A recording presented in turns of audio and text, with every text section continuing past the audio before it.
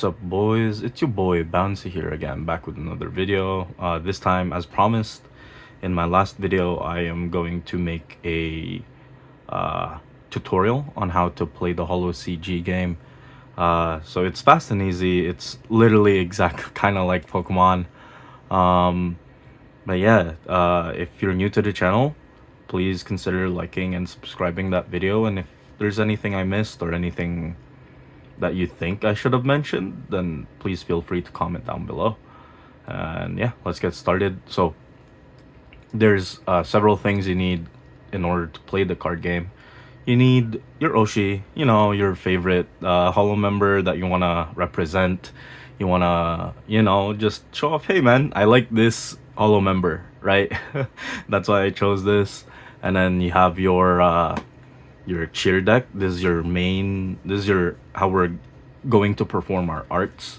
So this is the energy deck, the dawn deck, the mana of this game, right? And then we have our main deck. Our main deck contains our Holo members, from debuts to spotlights. It contains our supporters like Nodoka and Manichan, and some tools that help you support your game plan. Also note there are several like Holo members with different kinds of effects. So you will see them a lot, honestly. Let's see here. I do not have the other one on me, but here, I'll show you now while I'm talking about the main deck.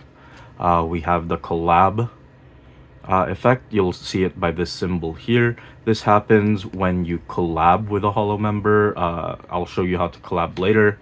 We have the bloom effect. I'll show you how to bloom later as well. But this triggers whenever you bloom into this specific Holo member right here. And then you have the extra or special rules, where it can range from either you can have as many extra copies of this card as you want in the deck, or you can have another rule that says this Holo member is treated as Holo member A and Holo member B at the same time, kind of like the Soraz collab card. And then there's the gift effect, which grants a passive skill or ability to a Holo member, provided the conditions for activation are met, right? So that's it for what you need. Now I'm gonna show you like how a regular play space would be, or how it would look like in terms of the card game. So I have the layout of your play space, or how you would like to show the different zones. So there's the cheer deck, which would be over here, the main deck over here, life zone would be over here, usually above the cheer deck. And then you have the graveyard or your archive, your your Holo member Oshi, or your Oshi Holo member. This is usually the Holo power zone as well. And then we have the center stage, collab, and then the backstage. So you can arrange these however you want, but make sure you clearly and concisely define which of these are your zones. Like, you have to define, okay, this is my archive, this is my backstage, this is like, you have to clearly state it. I should be able to tell that this is your archive, this is your backstage, this is your thing, from how you arranged it, right? But yeah, that's about it. So to prepare the game, or to play the game itself, you're going to need to shuffle both decks, both cheer and main decks. The reason why cheer decks need to be shuffled is because you might be playing a dual color deck, right? So you need to shuffle for both. And we can't just stack this however we want, even though would be nice, right? And yeah, after that, once you shuffle and then put your Oshi Holo member down, just note you won't know your opponent's Oshi Holo member until the game starts. Same with your with your opponent, they won't know you're Oshi Holo member until the game starts. So to start, you basically have to decide who goes first or second, either by rock, paper, scissors, dice roll, Jenga, whatever you and your opponent decides. As soon as you've decided who goes first or second, both of you draw up to 7 cards. So what's important here is that uh, that you can only have one mulligan in this game. So to mulligan, you would have to put these 7 cards back, shuffle your main deck again, draw another 7 cards back into your hand. However, if you do not have any debuts in your hand after that first mulligan, you will have to mulligan again. You are forced to mulligan again until you get a debut. But this time you're drawing one less card. So that will keep going. You'll keep drawing one less card each time until you get a debut. So make sure you decide right away whether you want to keep a hand like this or not, right? For me, I think it's keepable. It has like good balance to it. The only thing I would like it to have is probably Nodoka or another form of draw aside from that. But yeah, once you've decided, both players will put down a debut into the center slot, right? So that. And then if they have any additional debuts, they put them down onto the backstage, right? So as soon as both of you are ready, you put down all the holo members and everything. You flip everything face up, right? And then from there, you put the top card of your cheer deck into your life zone, equal to the number of the number located here in your Oshi Holo member card.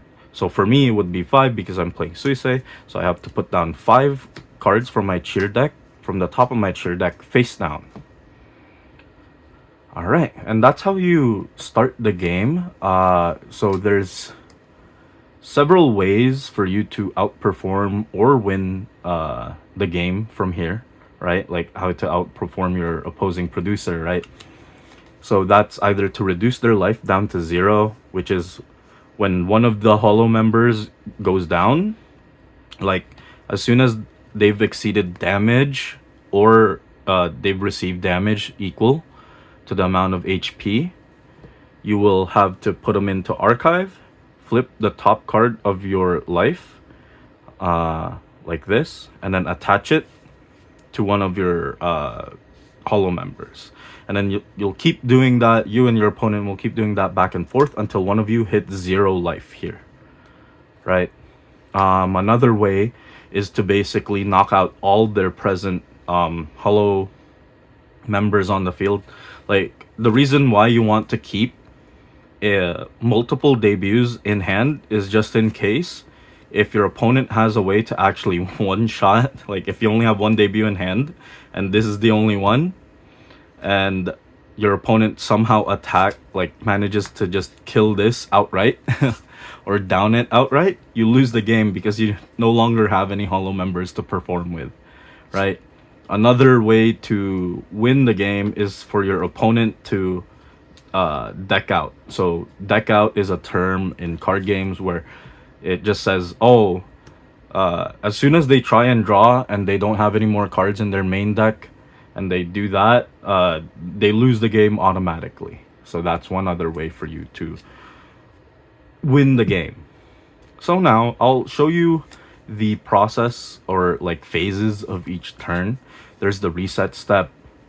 You skip this on your first turn, but in this step you restand any of your rested holo members. So restanding is basically like this is a rested holo member, restanding is just that basically. You will have to if there's no center holo member, like if this was downed, you have to put non-rested hollow member up into the center position. And what else was there? Oh, and if there's a hollow member in the collab spot, you put it into the back and rest it, right? And that's the reset step. Next is the draw step. This is most important since drawing cards is good in any card game, right? Oh, we got a Nodoka. So, in your first turn, you draw as well. This isn't like in Magic where only the second player draws a card. In here, both players will draw during their first turn. And then the next step would be the cheer step. The cheer step would be flipping the top card of your cheer deck face up and then attaching it to a hollow member. Right? I would attach it to any hollow member and then go from there. And then there's the main step. So there's several things you can do in the main step. You are limited in what you can do if you are going first or if it's your first turn, really. So I'll get to that in a second, but first you can play down any debuts you might have drawn. You can how do you call it? You can play spotlights as well. You can only have 6 hollow members on the stage at each time. So that includes the center, collab, and backstage. So if I have a collab here, I can only have 3 more hollow members on the backstage, right? Another thing you can do in the main step is bloom your hollow members. There's several restrictions on how you can bloom your hollow members. So you cannot bloom on your first turn on a hollow member the turn it's played. So if I just played down this Muna, and let's say I do have this, I cannot bloom into that. You cannot go from second bloom to first bloom, obviously. And if you bloom into a hollow member, but the damage exceeds the HP of that hollow member. So there are several like hollow members that have, let's say, lower HP than some of their counterparts. Like, let's take this Suisei, for example, right? It has 120 HP. And let's say I have this Suisei bloomed onto here. It's already taken 120 damage. I cannot bloom onto this because if once I do, it will get downed. So I cannot do that, right? So that's one way. And yeah, to bloom, as you've seen me do, you just stack the hollow member you want to bloom into onto a hollow member with the same name, provided it's either a debut or a stage below it. So blooming goes from this, right? Debut, first bloom, second bloom, right? It goes like base stage, first stage, second stage, kind of like in Pokemon. So, but unlike in Pokemon, you can go from debut, first stage, and then first stage again, like that Suisei, right? But yeah, that's one of the more interesting things about this game is that you can actually bloom into a first bloom again, which is pretty cool in my opinion. I do like that mechanic. It provides a lot of different avenues you could go through, because sometimes you're stuck with a hollow member that you just want to bloom into so you can find an out or something like that, right? So that's a pretty cool mechanic. One more thing you can do is collab during the main step. So collabing is once per turn. So you can only, that just means you can only collab once. And to do that, you would have to put the top card of your main deck, right, into the hollow power section, and then move one of your non-rested hollow members from the backstage up front into the collab position. And this is important because this is how we resolve, or I mean pay for the activation requirements, or it's actually part of the activation requirements of your Oshi Hollow members, right? And that is actually one of the other things you can do during your main step. You can activate the Oshi skills and SP Oshi skills. So SP Oshi skills are basically like the VMAX moves in Pokemon, which is once per game. You can activate these by paying the cost right here. So this would require 2 hollow power, which I don't have currently. And yeah, there are some skills that can only be activated depending on the timing. Like take Suisei for example, her once per turn or her first skill here can only be activated when a backstage member on your opponent's side takes damage from one of your blue hollow members or this Oshi hollow member, right? So that's the only time you can actually do that, and that's during the performance step essentially. It's either the performance step or if you have something in your hand like that Suisei, the first bloom Suisei, where the bloom effect is actually ping a back row character by 20. So if you bloom here and if you have 2 hollow power here, you can remove or archive 2 hollow power to activate the ability of Suisei, right? And last but not least in the main step is the baton, passing the baton. So in Pokemon this would be retreating, and it's basically the same thing. You would just have to unattach a cheer from the hollow member in the center position. Just note you can only retreat or baton pass when you're in the center position with a hollow member on the center position. So you would have to unattach here, archive that. This would go back, and you would have to choose a non-rested hollow member to take her place. And that's about it for the main step of the game. But the next thing you can do if you aren't going first is the performance step. So in the performance step is going first skips this on their first turn. You can basically use any of the arts on your hollow members.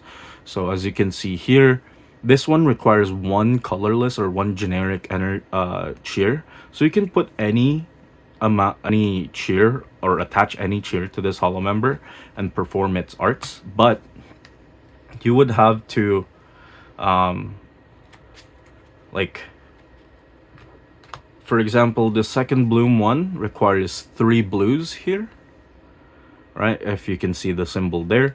So you would need to attach at least 3 blues in order to perform this art and 1 generic.